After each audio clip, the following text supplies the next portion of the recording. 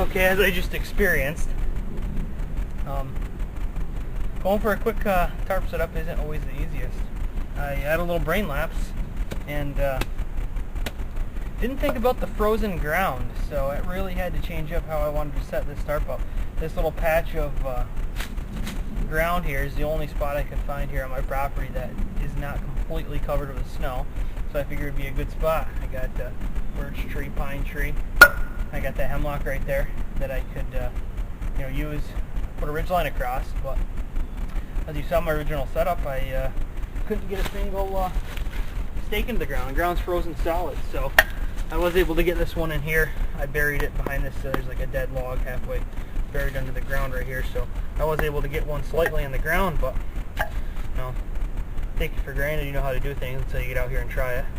I've never really tried to set up a tarp when the ground's all the way frozen, unless I find a spot with tie outs and enough trees previously, but it goes to show you never can practice too much.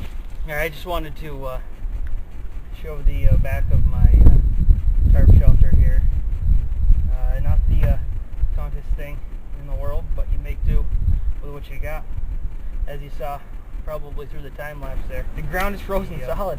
Can't drive a stake into the ground to save my life, and I didn't really take that into account when I came out here. 15-20 minutes, 25, we'll shoot a quick video and get this up for the bush class.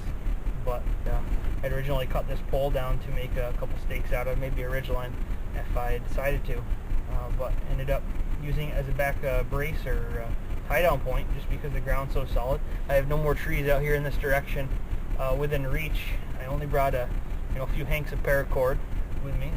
That'll go to show you. Just bring a little bit more than you need, and you gotta always be thinking with an open mind, because I figured I'd pound some stakes in the ground, tie the tarp up, take a few pictures, a quick video, and there we go. There's the basic tarp shelter. But this is anything from but basic when the ground's frozen and you're not taking things like that into account. But practice never hurts anyone.